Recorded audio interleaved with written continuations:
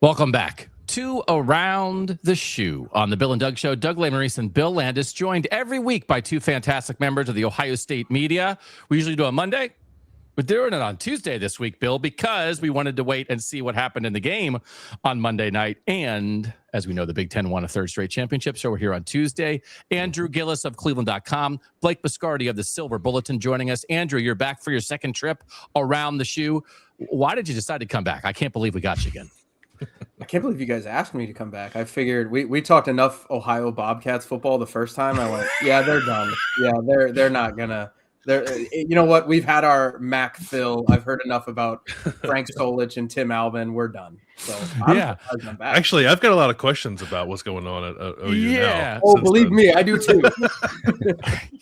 Actually, let's scrap the show, Bill. This is actually maybe more interesting if Andrew has insight into this. What was going on in that hotel? So, Andrew, thanks for joining us again on Around the Shoe. Blake Biscardi, debut here.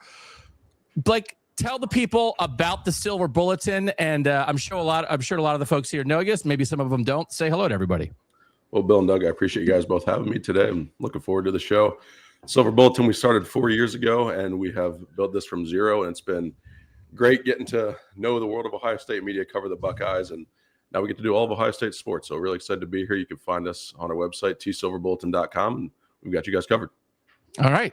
So, you're going to listen to Andrew, you're going to listen to Blake, and then go consume their content elsewhere. We appreciate these guys sharing their expertise and their time. We'll start with Andrew. 5 questions, 5 topics about Ohio State football. We're dipping in a little bit into national college football. What's going on with the Indiana Hoosiers? We do have a game date for Ohio State, Indiana in 2026. We'll get to that in a moment. We'll start with this. Andrew Gillis, Indiana national champion, 16-0, Curt Cignetti. Everybody knows the story. Like, what's your number one lesson from Indiana's national title this year? Maybe it's a lesson that you learned as a consumer of college football, something that Ohio State could have learned, something other programs could have learned, something maybe that we just all should have realized inside ourselves, that Curt Cignetti made us look inward, Andrew. You know what I'm saying? Like, it made us all better people by the Hoosiers winning this national title. What do you got? Curt Cignetti might just be Ted Lasso. You watch that show and you're like, I'm a better person because of it now. So I think we had that run with Cignetti, and I think we're all better people for it. And I think Curt Cignetti would punch Ted Lasso. Oh, 100%. Yeah. And Ted Lasso would smile and say, you know what? Sure. We all have our own demons. So I totally get it. The thing that I would say is that in this new kind of expanded world of college football that we now live in, I think coaching is going to matter way more. And I think coaching is the be all end all of this. I think everybody's going to point to, Indiana was 39 years old and that's crazy. And that's not wrong. I think that matters. But I think if you were to go back and watch that Indiana-Miami game, I think you would probably watch the lines of scrimmage and be maybe a little bit more surprised at, like, Ruben Bain and Mesidor kind of got after Mendoza maybe more than I thought. Or, Roman Hemby just could not block any one of those guys. And that to me was where talent matters. Like, I'll be bold. I'll say it. I think talent still matters. Like, I think talent, I think talent's important. I don't think it's just if you're 24 years old, then you're great. Like, I think that matters. So I think when you have these players that are older, they also got to be coached up, though. And that's the thing. Like, Indiana won the game with special teams. And I know one thing was because something that they didn't really do anything. The Miami kicker just missed the field goal. But Grant Kane is Indiana's special teams coordinator. Indiana blocked 8 punts in 2 years, in 24 and 5. And this is a coach that was at Coastal Carolina, Mercer, James Madison with Cignetti, and now at Indiana. And before that, the Colorado Crush of the now defunct Arena Football League. Oh, love the Crush. This was a guy who Cignetti identified. Like, Cignetti's a great talent evaluator as a player, like personnel, but he was able to go out and get these guys that did things perfectly and did things exactly as they were coached up to do. Because I think if you go back and watch that game, I know Indiana made maybe a few more mistakes than we were used to seeing them make.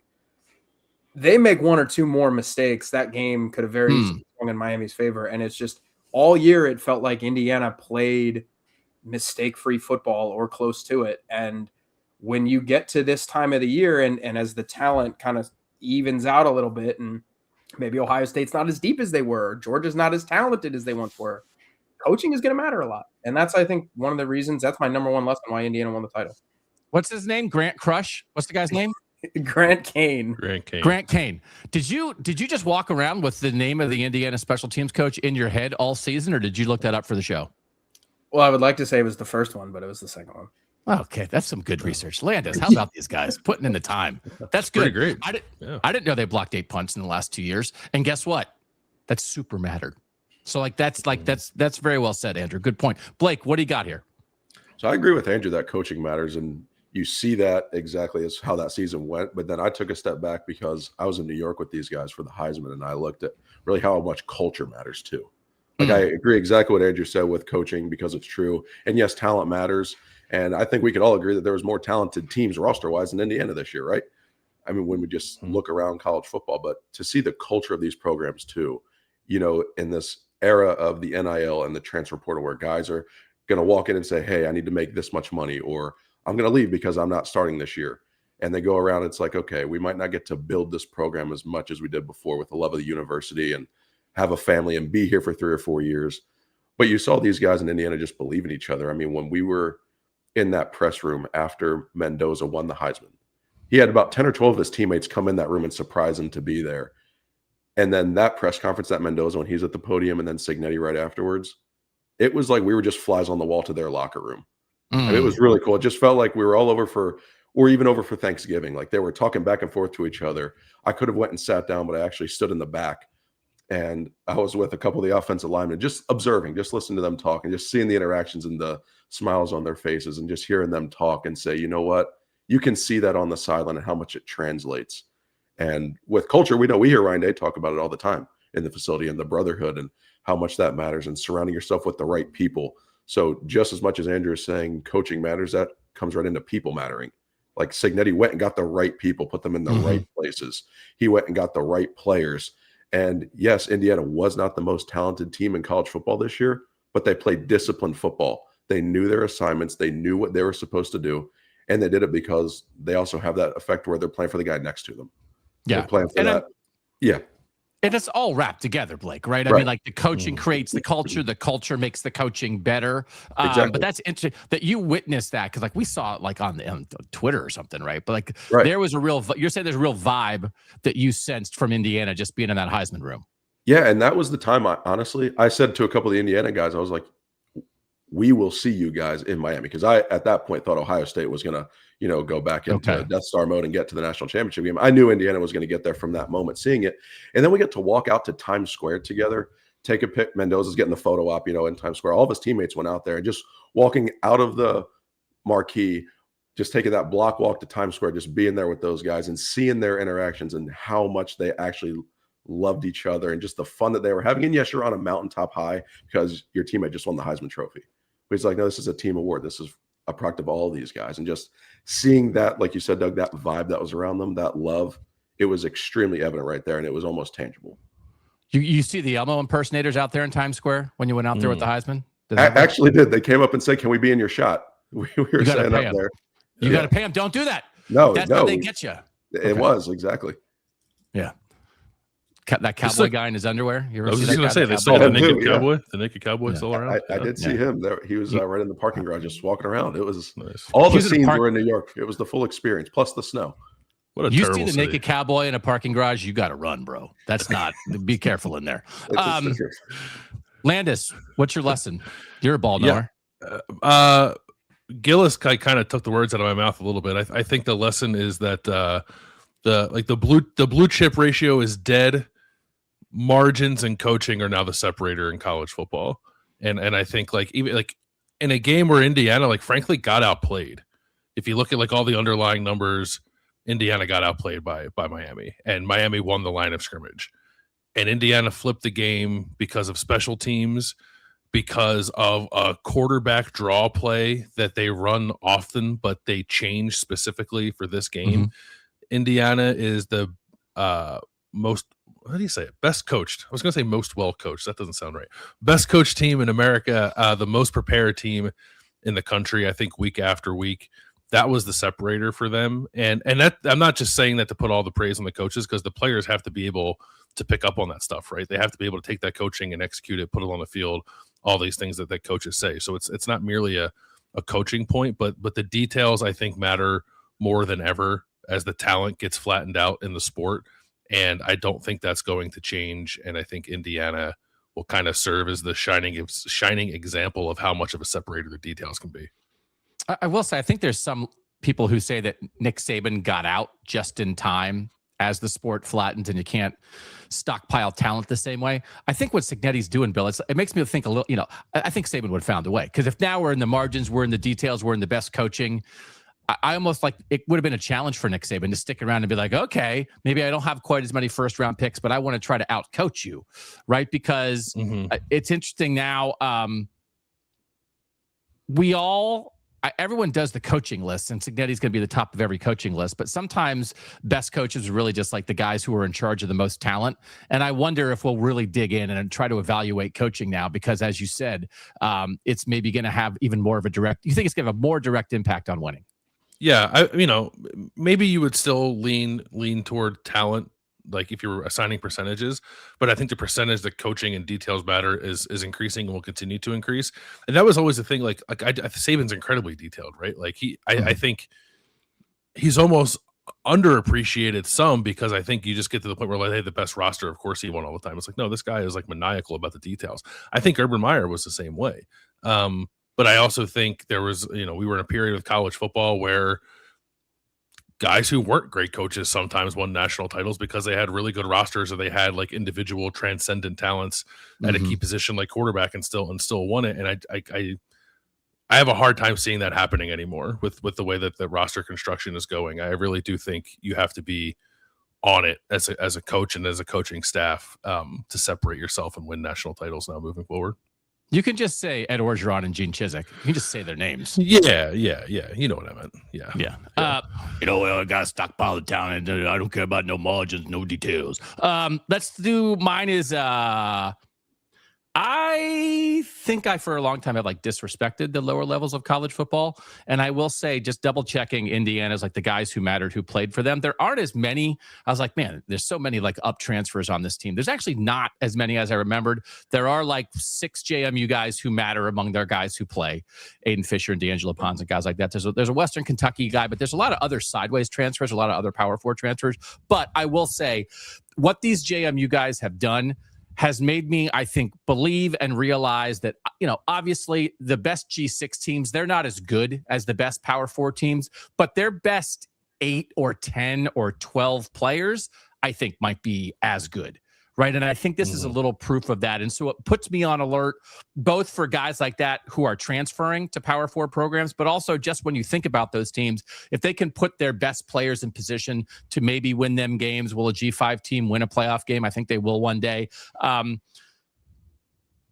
You don't want to overdo it with that Indiana stuff, but like D'Angelo Pons opened my eyes a little bit. And it makes me think sort of like how does this happen? We know how it happens. It's like really talented players who are a step slow, a couple inches short, a couple, 10 or 15 pounds light, that kind of thing. But there's some like really good players there. And then it took like these guys stepping up to Indiana for the whole world to realize how good they are. Like, I don't know, Bill, like there probably were guys like this, and maybe that's like they showed up in the NFL draft, and Stephen Daly did moving up from the MAC this year for Indiana, like, they're out there. They've probably always been out there. And if they would have had an opportunity in the past to move up and try to go contribute to a power conference team, maybe they would have done it. But that's on me. My bad. I didn't realize how good some of those guys were.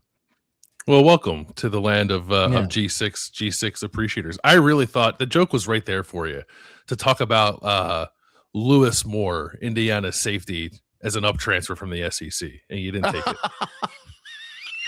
They're scrounging around like with lesser programs. They got a guy from Tennessee, they're looking. Yeah. Oh, I'm off my game. Also, the South can cram it. All right. Blake Biscardi, we'll start with you. Question number 2. This is the respect versus regret meter, which everyone is also free to apply to their daily lives at any waking moment. Respect versus regret. Ooh, baby. That was a 90% regret. 100% there.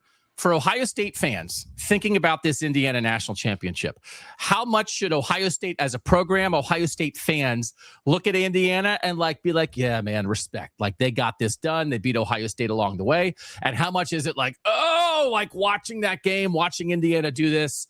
I can't believe Ohio State didn't do it. So it has to add up to 100. What percent of it is regret? What percent of it is respect? I spent a lot of time thinking about this actually, because I think there is a lot of regret. Yeah, right. Okay. I think there's a lot of regret for Ohio State because of the fact that they left something to be desired in their mind on the field when they played Indiana. So if I'm putting the numbers on it like you're asking, I think the respect is at 30, the regret's at 70. But that's not to take anything away at all from Indiana, because I think Ohio State actually is the only program in the country that could have it tilt this way. I think everyone else has to have more respect than regret for Indiana. But for Ohio State, the reason they have to have more regret is because they feel like they left something on the field. The missed field goal, they didn't convert in short yardage. All those kinds of things just go into that game. Ohio State didn't lose playing their best. So I think for Curt Cignetti, yes, you have to give them a ton of credit. He's come in and gone 27-2 in the last 2 years, 16-0 national champions, rebuilt the losingest program in college football to now being national champions. It is a phenomenal story. It's going to be one of the best in college football. They may even make a movie out of it one day. But just from the Ohio State perspective, leaving something on the field, losing, not playing your best is the reason they have to have that 70 in that regret column to me, just because of how that game went. And then also, I think we all believed Ohio State was going to get a shot against Indiana again in the national championship game. And then you lose to Miami by the same way. And you didn't play your best again. You couldn't block Hakeem Mesidor and Ruben Bain and that Miami defense. And then, because we saw from the press box, receivers were running free. I wasn't really mad at the play calling from Ryan Day and Ohio State in that game. They just didn't have time to execute.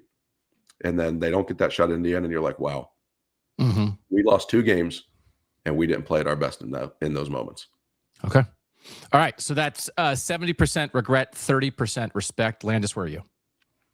Is this what it should be or what it is? I think what it is. But Okay. you may answer you may answer both ways.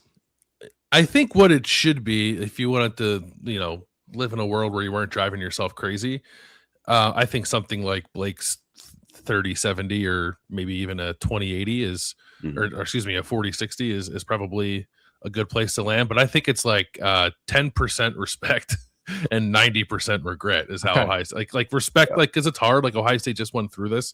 It's difficult to win that many postseason games. They won 16-0. They beat you. Like you have to tip your cap a little bit, but the overwhelming feeling is no doubt primarily regret about feeling like the game was right there for you to win against Indiana. If you make a field goal and like 1 or 2 other plays go your way, feeling like the game, even though you struggled in the first half against Miami, was right there. Like I bet there was a lot, especially in the first half of the national championship, of Ohio State fans thinking to themselves, like, I can't believe we lost to this Miami team. Is Miami like could not move the ball against Indiana?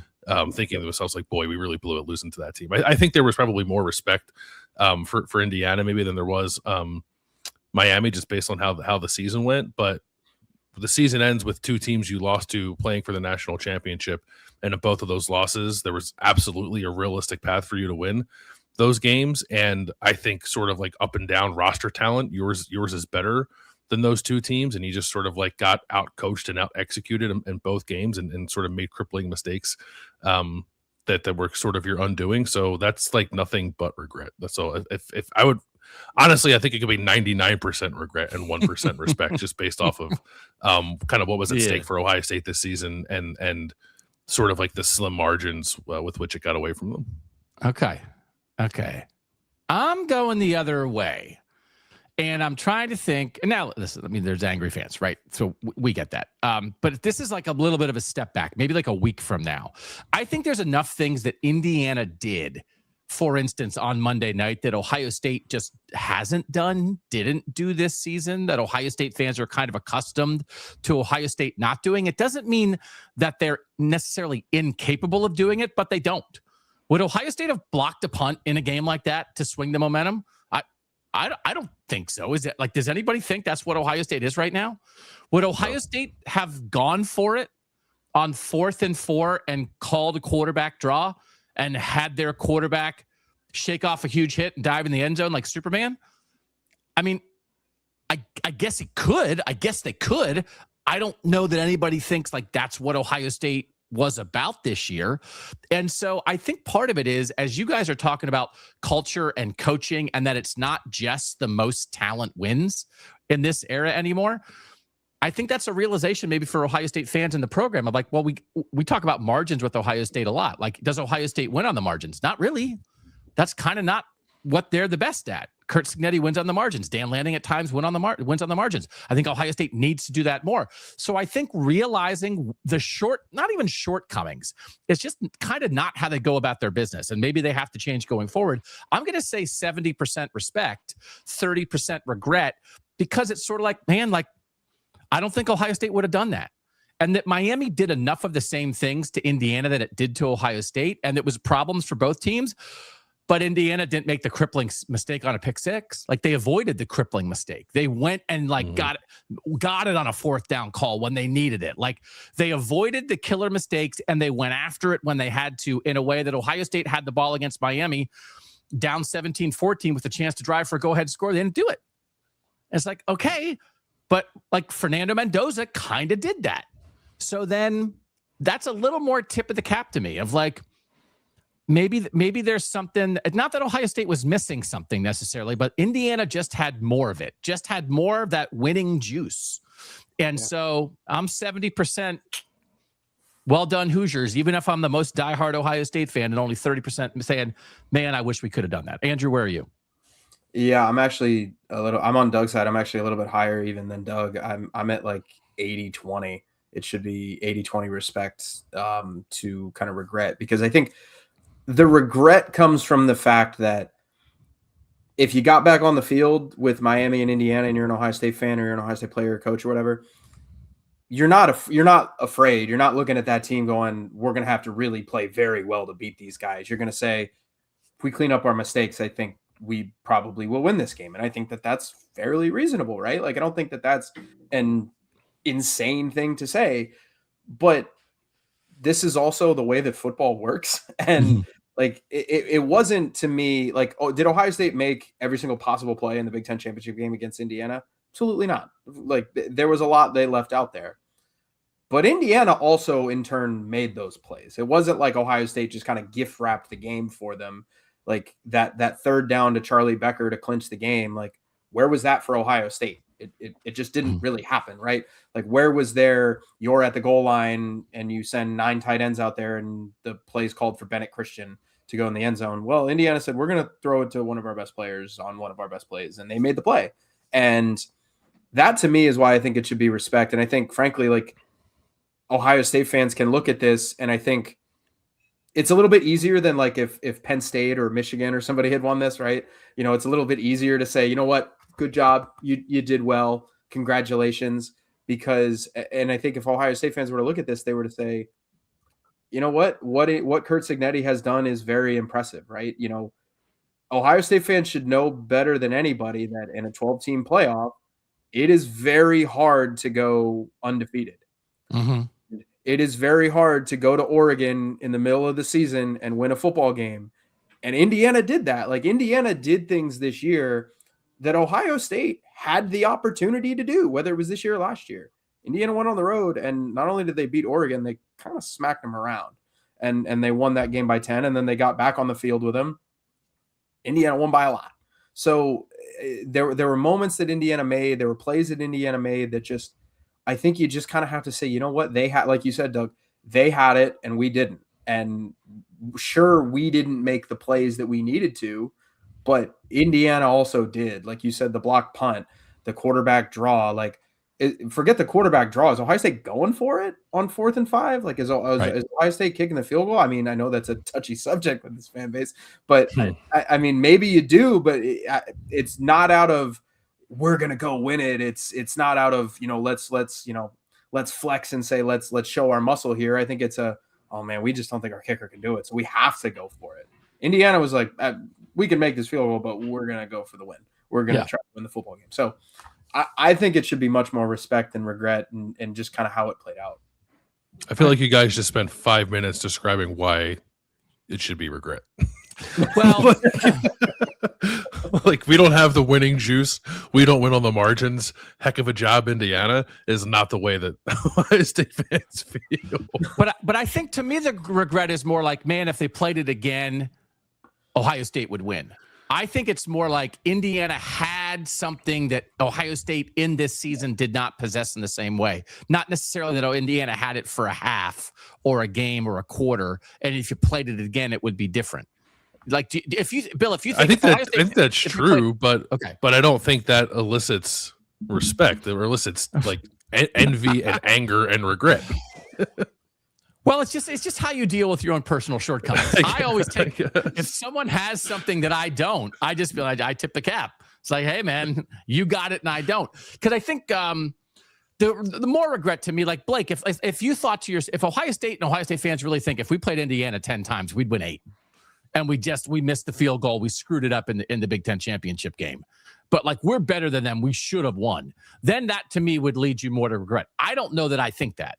Maybe it would be 5-5, but I don't think that Indiana got lucky to beat Ohio State, even though a 27-yard missed field goal was lucky for Indiana. So, like, you know what I mean? If Ohio State and Indiana played 10 times, what would it be, Blake? What do you think? Well, now that I'm thinking about this, Omar Cooper got hurt in that game too. So I also wonder how many. Yeah, like you're saying, out of 10, I would think Ohio State would win more than they would lose. So maybe probably 6 times Ohio State wins that game. Maybe 7, just because the Omar Cooper effect, you don't really know because we didn't really see that full sample size. But I think also Indiana made the plays that Ohio State couldn't make, and it's normally Ohio State would make those plays where in the national championship game last year, you have 3rd and 11, you throw the bomb to Jeremiah Smith. Mm-hmm. Where was that play for Ohio State in the Big Ten championship game and in the Cotton Bowl, which is right to your guys' point. And I think if Ohio State got another opportunity to play Indiana, we would see those plays. We wouldn't see the multiple tight end sets. We wouldn't see the throw to Bennett Christian. We wouldn't see the field goal attempt. Honestly, I don't think we would have seen another field goal attempt. Ohio State would have found ways to bring those X plays out, like Ryan Day talks about all the time, to make it so that way you're not leaving it to chance. Because last year it was all leave no doubt, and Ohio State left doubt. And so I think playing again, they would leave no doubt. So just to go, feel free in this discussion with your friends and family in life, the respect regret meter, feel free to apply it as you see fit. Bill Landis, question number 3, we'll dig back in exclusively on Ohio State for this one. In the end, maybe there's going to be like another ad, who knows? Like if you're in the portal, you can still sign with somebody. 31 Ohio State players out, 15 in, right? No, 16 in. 31 out, 16 in. In the end, scale of 1 to 100. 1's bad, 100's good. What do you think of everything that happened with Ohio State in the transfer portal? I think I'd give it like an 80, which is like a B-, I think. I think by and large they did fill their needs. I do think there's an element of, and I guess they would say it's just player evaluation, but like I kind of said this last year too, like I felt like they were trying to play Moneyball a little bit with some of the holes they were trying to fill, and I think maybe they're trying to do that again with some of the additions that they made. The one thing they did like clearly do is swap out what would have been basically nothing but projection and inexperience and youth for experience and production, which I think the sport is probably telling you that's the way you should go. So like I do think they did a nice job of that, and I don't think there was a glaring need necessarily that they left unaddressed. So they get passing marks for that as well. I do think they perhaps could have landed a bigger fish here or there, taken a bigger swing on a player or two that maybe would have been more of an upside play than a production play. And like Chaz Coleman is an example, but I'm not merely talking about him.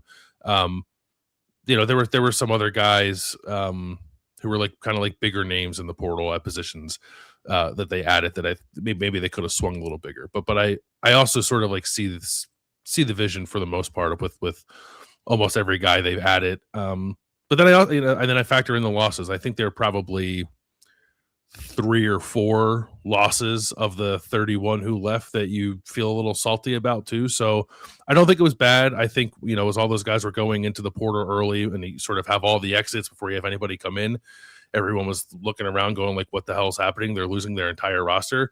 I do think they rebounded nicely from that, but probably left a little bit of meat on the bone, which is leaving me at like an 80. Okay, so I'm probably about an 80 also, but I originally was maybe lower than that. But then I was trying to think because I do think like we've gone through the cycle now of the fans were really upset when they lost so many guys early, and then they started adding guys late. Then I think people kind of got enthused about some of the guys they added, and now I'm kind of cautioning like don't get too enthused about the guys that they're adding because again I don't think it's Caleb Downs and Quinshon Judkins. But I really was trying to think of, I think it's mostly going to be determined by are there a couple guys like you said 3 or 4 who left that are going to go be All-Americans, and I don't know. And so that pushed me back. Like in the end, who are the guys they lost, the 31 out that really were like, oh man, I don't know about that. That could really be a problem. And it probably starts with Quincy Porter. And if Quincy Porter has 81 catches for 1,300 yards for Notre Dame and Ohio State and Notre Dame play in the playoff and Quincy Porter goes 9 for 163. And it's like, yeah, that really mattered. Let's jack up, like you get a bad portal rating for that. But Fahim Delane might be really good. Mylan Graham might be really good. Jarquez Carter might be really good. But I think there's enough like uncertainty with almost everybody that I think the ins are fine. And I think the outs are not as bad as maybe people initially reacted to because they were highly rated recruits, right? But I do wonder if Quincy Porter is going to like unlock CJ Carr at Notre Dame. And then in fact, that could come back to bite Ohio State directly if those two teams wind up in the playoff again, like they did in the national championship game last year. So I'll be around in 82. Andrew, where are you? Well, first off, Bill, who's Scott Hatterberg then if Ohio State was trying to moneyball this thing? Because Hunter Welsing. I was going to say with Earl Little Jr. He gets on base. Yeah, he gets on base. Right. Yeah, the blind portal. What's yours called? Like what's no, not that's the other one. That's the one with the. I'm getting the Michael Lewis books mixed up. Money portal. Money portal. Money. You're writing money portal. We could make that into a movie. Oh yeah. It's not that hard to play nickel, Earl. Tell him. Yeah, it's incredibly hard. We're recreating Will Kazmarek in the aggregate. Brad Pitt as Mark Pantoni. Is that what we're talking about here? Mark Pantoni in the office, just like crunching numbers on spreadsheets. Can we make that exciting? We'll find a way. Okay. Yeah, I'm a little bit lower. I'm at like a 77. Okay. So I think it's C+ range because I don't think you got anybody out of the portal that was like, whoa, like you said, Caleb Downs or Quinshon Judkins. I'm not even sure that you got somebody out of the portal that's like, this is immediately clearly an all Big Ten, lock it in. This guy's one of the best players in the conference players. Like, I think you got a lot of help. Like, I think the two defensive backs, Little and Moore, are going to help. The Smith, I think it's Rousseau. Like, you added them, Mason Williams, obviously incredibly well-educated Ohio University. He's coming up here to be Lesmerises 2.0. Like, I think John Walker, a defensive tackle, like you feel good about some of those guys, but I don't think there's like a wow. And that's I think the interesting part of the portal moving forward, because the market is very interesting right now because it's just so up and down. And, if Ohio State wants to say, well, we're not going to pay X amount of dollars for Quincy Porter, well, we're not going to pay X amount of dollars for Aaron Scott or for Fahim Delane, that's fine. That's your call. But when you go bring in a guy who's in his 5th year of college football, who's solid, maybe doesn't have the physical traits of a Fahim Delane, like, I think if we were to all say, like, hey, the two defensive backs that they brought in, like with Moore and Little, like, I think we would all probably say that Aaron Scott and Fahim Delane's ceiling is higher. And it's not just because some recruiting service gave them an extra star. It's because their athletic traits are probably a little bit different and their upside is probably a little bit higher. So that's the thing that I'm kind of interested in is, could you have some misses? 100%. But if Ohio State doesn't want to pay that, that's totally cool. But if that's what the market is to keep a player like that, you have to weigh, I guess, a floor versus ceiling conversation, because I think Ohio State raised its floor pretty significantly with the portal, but I don't know if they lost, or I don't know how much they lost kind of an upside because Aaron Scott, I mean, Oregon comes to Columbus and Aaron Scott might play for Oregon, and you would think, wow, wouldn't that guy look really, really great across from Devin Sanchez? And that might just be something you have to live with. Yeah. Blake, what do you got? I was with you guys with the 80, and then I bumped it up to an 82. I'll go a little bit off the beaten path here with Connor Hawkins. I think we may have a kicker who may feel like Mike Nugent the first time he makes a 50-yarder. Just for the sole fact that Ohio State now has a kicker who can make one from 50 yards. I think it's just a nice thing to have in the back pocket. And then, just go. Connor Hawkins jersey sales, Blake. Come on. There's like 8-year-olds all over Columbus walking around in Hawkins jerseys. It's going to be wild. Right. Buy stock now. Like that's the advice here.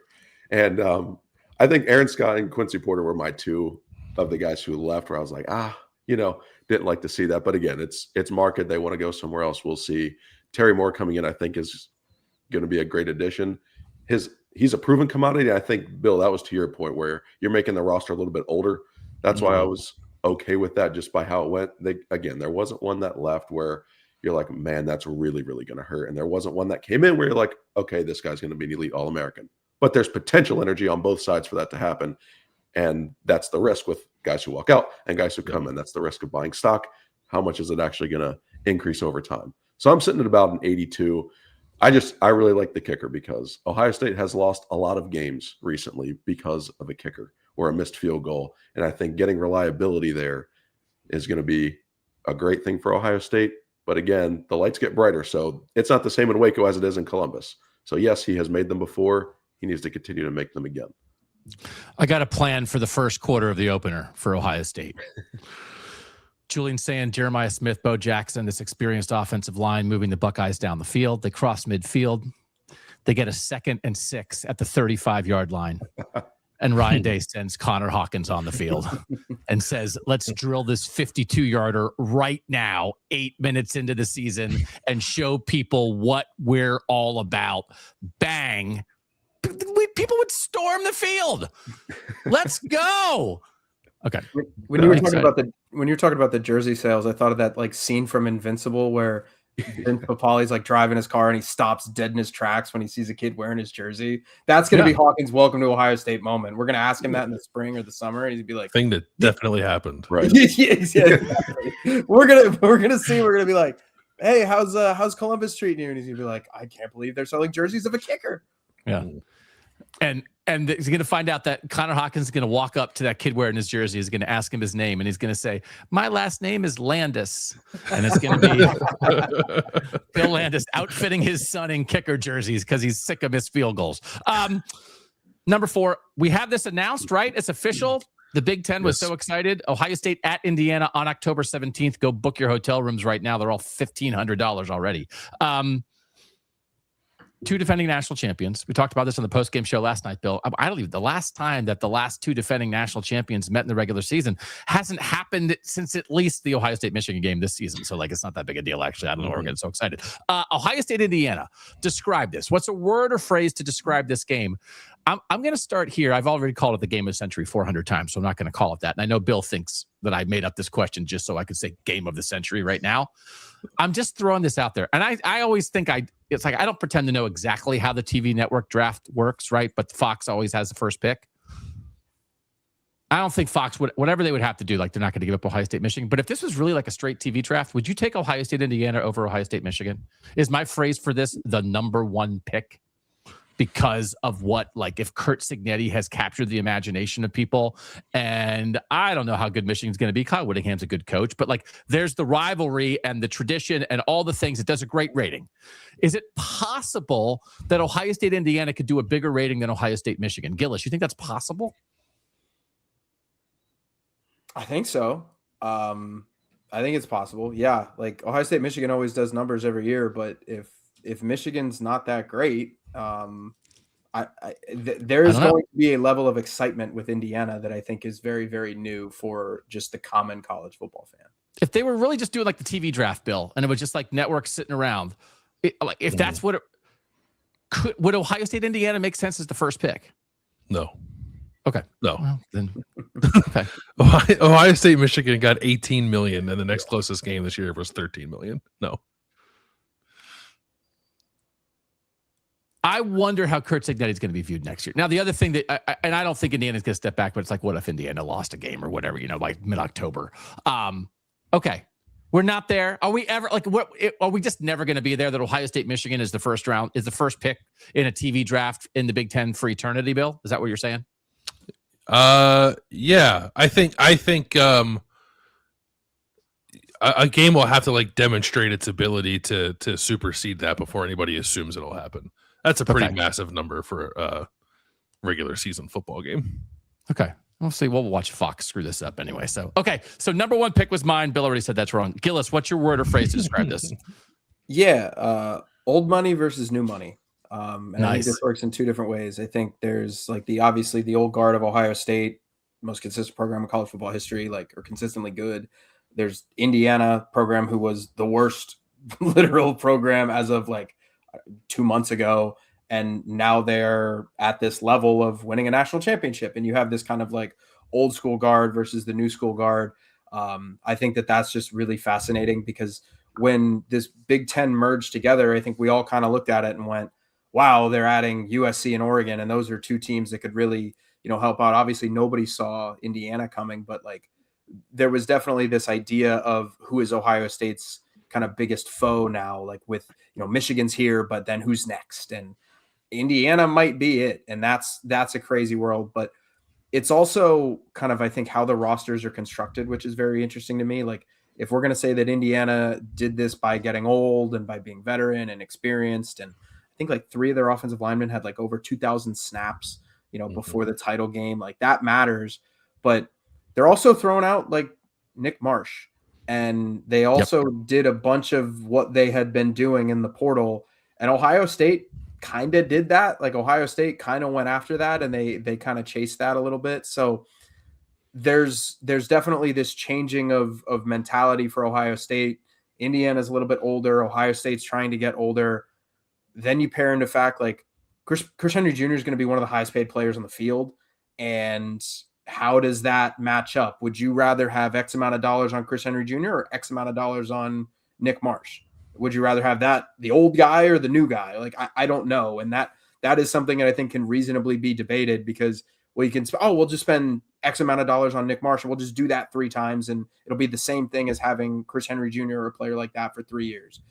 Does Indiana start to look at a guy like Monchin Sales, who's a 5-star from Indiana in the 27 recruiting class at receiver, and go, yeah, he's not old, but we got to take that guy because he's that good. So this new money kind of thing, I think it goes in a couple different ways. And that game's going to be fascinating for many, many narrative reasons. Yeah. We'll be there. We'll be there. Blake, what do you got? I'm going to go right off of what Andrew said, but I'm going to use the word unwritten for that because 2024, Ohio State beats Indiana. They go win a national championship. This year comes along, Indiana beats Ohio State. They go win a national championship. Last 2 champions, they're going to be on the field. Dichotomy of ways they got there. So Indiana's done it being old. Ohio State has done it just in its traditional power way. And now there's this gap in the Big Ten here because Penn State, we don't know what they're going to be. Michigan has fallen off a little bit with Sharon Moore. And then Oregon's just kind of sitting there saying, yes, we're around, but we don't win in big games. So there's room to be who's going to be Ohio State's biggest foe, who's going to be that number 2 team in the Big Ten. Or right now, Indiana has beaten Ohio State, so Indiana is number 1 in the Big Ten. These are the 2, and which model is going to be better for the future of the sport? Kyle Parker is going to come in as a transfer from LSU, pulling him up from the SEC. And then you have Chris Henry on the other side. And he's a 5-star recruit that you're going to pay a lot of money for. Which one of those receivers just on your team is going to be better? And just of how Indiana has constructed its roster with Curt Cignetti. Now can they do it again? I think Ohio State left so much to be desired, so they feel like that story was left unwritten for them. But now for Indiana, you're running a new chapter. You've just accomplished what you wanted to accomplish in those 2 years with your transfer players. Can you do that again? Can you maintain that now? And I think that's why I'm going to use the word unwritten, because there is a new story to write for both of these programs starting next year. And that's going to be a great barometer check in October. Should we start calling them the G7 and just lump in the SEC with the Mountain West and the American and just the Power 3? I mean, really, why are we fooling ourselves here? It's a new era. Bill, what's your answer here? I think there is a possibility to make too much of this game, but I do think it is sort of not like, on this show. Well, Oh, no. I just think of like any regular season game. Generally, we tend to That's assign stakes to regular season games that are often overblown, and I'm sure that'll happen with this game when we get there. But it does feel a bit consequential. So like that'll be my word. Like we've had this ongoing conversation about like, has Indiana superseded Ohio State as the best program in the Big Ten? And my answer to that is like, of course not. Like you don't do that in a year. You don't start undoing all of Ohio State's historical success because you beat them for the first time since the 80s. But Indiana is on a trajectory that I think everyone needs to acknowledge. And if they get Ohio State in Bloomington in October, coming off of a national title in a season in which it beat the Buckeyes in the Big Ten championship, then I think it starts to become a little bit more of a serious conversation. Or even if it's not, Indiana is asserting itself at the top of the Big Ten long term. Maybe it's just that Ohio State's claim to that position is perhaps a little shakier than we thought it was, right? And whether that's Oregon lingering, we'll see what Penn State becomes. Like Blake mentioned, I don't think Michigan's going anywhere. So there was kind of like I know Michigan won it 3 years in a row, but like a historical assumption that Ohio State is just the class of the Big Ten. And I think with the way that the sport is changing, that was always going to be difficult to hold on to. But a game like this in Bloomington, with all of sort of the extenuating circumstances, I do think can be a bit of like a touchstone for Ohio State in terms of like what exactly is it going to be in this new version of college football. I'll be really interested into how this feels when we get to it, because is it an okay comparison, Bill? 2013, Ohio State loses to Michigan State in the Big Ten championship game. And then that trip to East Lansing in 2014 was a pretty important, like, Ohio State gets back on its feet revenge game, arguably the best game JT Barrett ever played. Like, is this, and this is, a Michigan State in 2013 didn't go on to win the national title. Like, can this, you're coming off a Big Ten championship game loss to a team. Like, I think this will feel pretty big for Ohio State, like to reassert itself.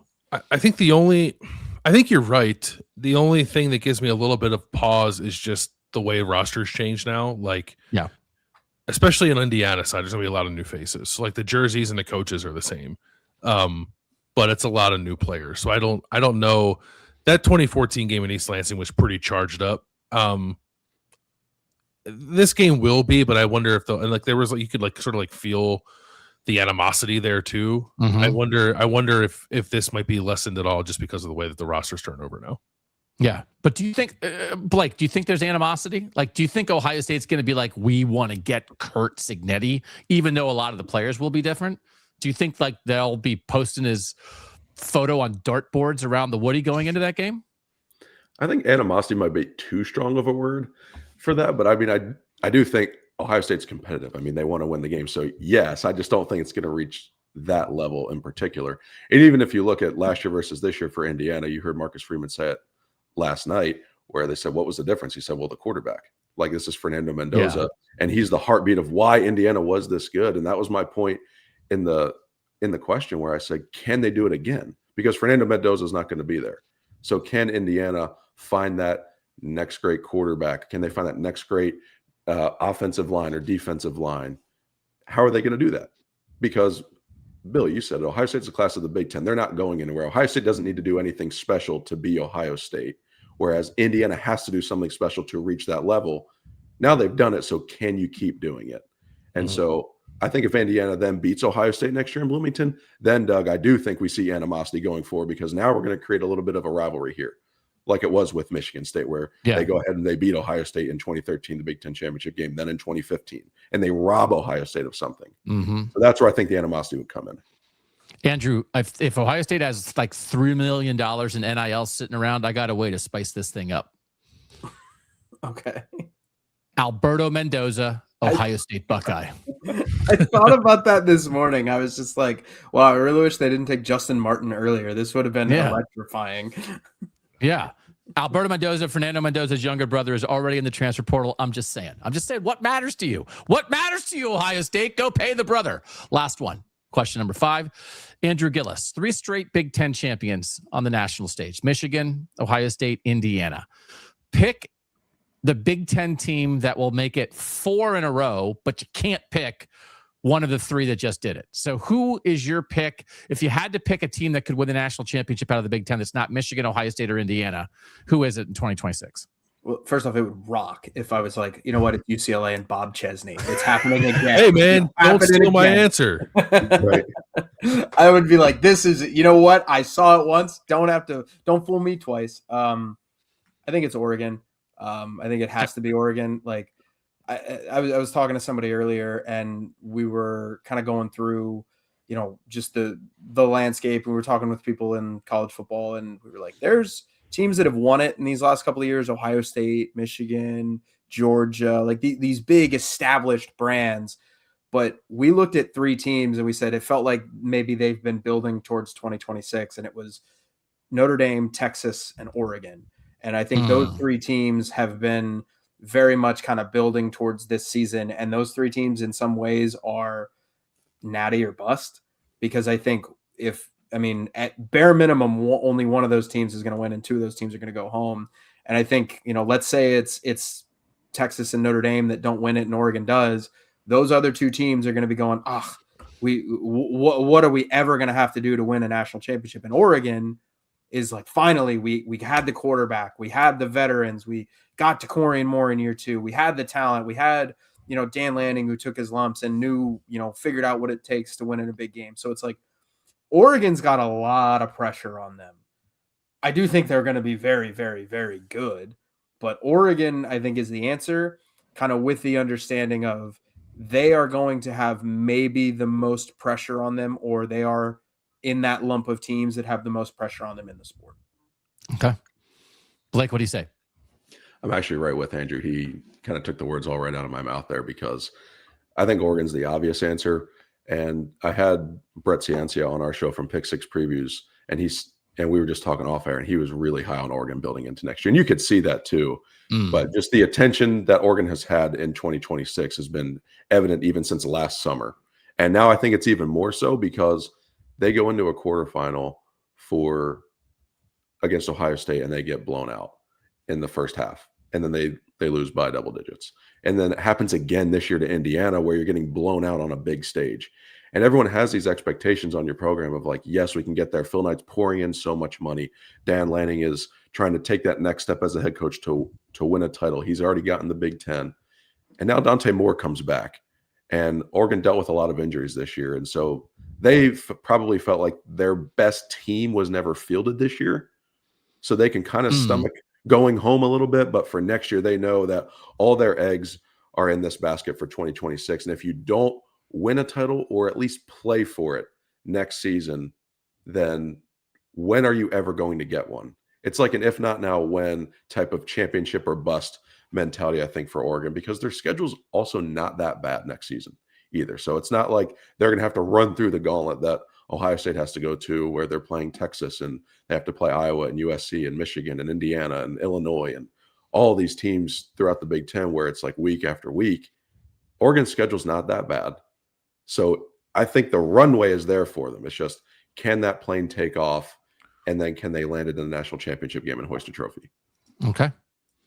Bill, are you actually going to say what you're going to say? They're 1,000 to 1, just so you know, 1,000 to 1 to win the national title. If you want to throw a dollar on UCLA, no, I think like I wrote them down because I wanted to mention them mostly as a joke, but I think and I think Bob Chesney's a hell of a coach. Like, that was, I think, one of the better hires made in this cycle. But Bob Chesney's also like never coached the Power 4 level in any capacity, so this is going to be a huge adjustment for him. And UCLA is not all that well resourced, so no, it's not going to be UCLA. So you think that's an important distinction from Cignetti, who had the experience of like being an Alabama assistant? Yeah, and he was at NC State and somewhere else, I think, too. Yeah. I think that matters. Yeah, especially the Alabama stint. Yes, but so that's not a 1-for-1 comparison in terms of resume with Chesney and Cignetti, aside from the fact that they both coached at JMU. But I think Chesney's a really good coach. I do think he'll elevate UCLA, but not to the point they're going to win a national title this year. My answer is Penn State. I think Matt Campbell's a great coach. I think there were some there were some big losses from that roster, obviously, but they kept a couple of interesting guys from the previous Penn State roster that I think will matter. And then he's porting over basically the best of what was left from Iowa State's roster that's not going off to the NFL or have expired their eligibility. Like, they're going to have a good quarterback in Rocco Beck. Like, you can look up and down their position groups, and I was doing that before this. Like, there's definitely some question marks. I think, like, most notably, like receiver, safety, defensive line. So it's not like they're ready made to go get it. They're gonna have a lot of new players. I think I was looking at an article from Onward State. They're gonna have 55 new players on that roster this year. But I don't think they're gonna dip, primarily because like Campbell's coaching chops won't allow them to do so. Mm-hmm. And they have a pretty favorable schedule to get to the playoff. They do not play Ohio State. They do not play Indiana. They do not play Oregon. Their toughest games are like at Michigan, at Washington, and home against USC. And then I think like the rest of the Big Ten schedule sets up quite nicely for them. And they don't have a marquee non-conference game. So I think it's a team that can like win 10 games and find its way into the playoff. And then if you're in the field and you're a Power 4 team, I think we have to keep an open mind on kind of like anybody nowadays on who might be able to win it. So Oregon is like the correct answer, and I think the layup here, but for the sake of saying somebody new, I'll say Penn State. But I don't think it's like super pie in the sky if Matt Campbell can like pick up his Iowa State culture and drop it in Happy Valley. Yeah. I think there's like a lot of, I think you could run through almost the entire Big Ten and be like, here's how they're kind of like Indiana in a way that could get you enthused, right? And I do like the idea of smushing two teams together, and Matt Campbell's been a winner. And if Indiana plus JMU can equal a national championship team, then Iowa State plus Penn State can equal a national championship team. I'm going to say 6 teams, and each time I say the team, I'm going to say, this is why I think this team can win the national championship. So if I somehow get one of the 6 right, I can clip that out a year from now. Okay. Love it. Here, let me throw you this one first. This Colton Joseph guy from Old Dominion, going to Wisconsin, Sun Belt Player of the Year, right? Step up quarterback, get all excited. I don't know anything about this guy to look up his name.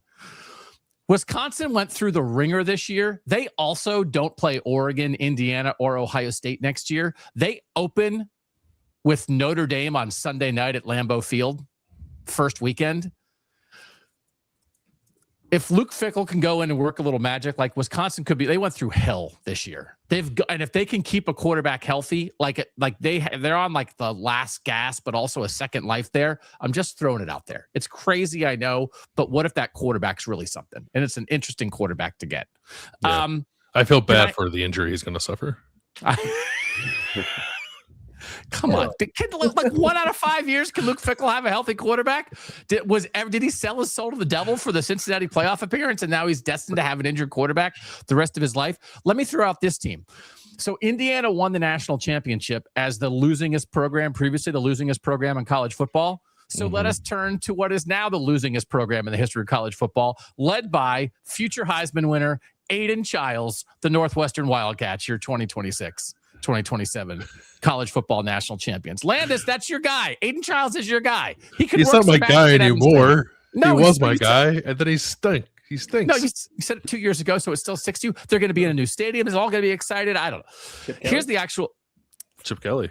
Chip Kelly, national champion. How many national championship winning coordinators are there out there in the world?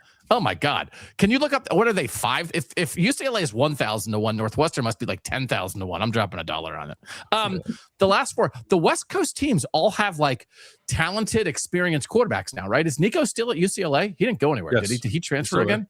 Okay. Nico Imaliava at UCLA, returning starter.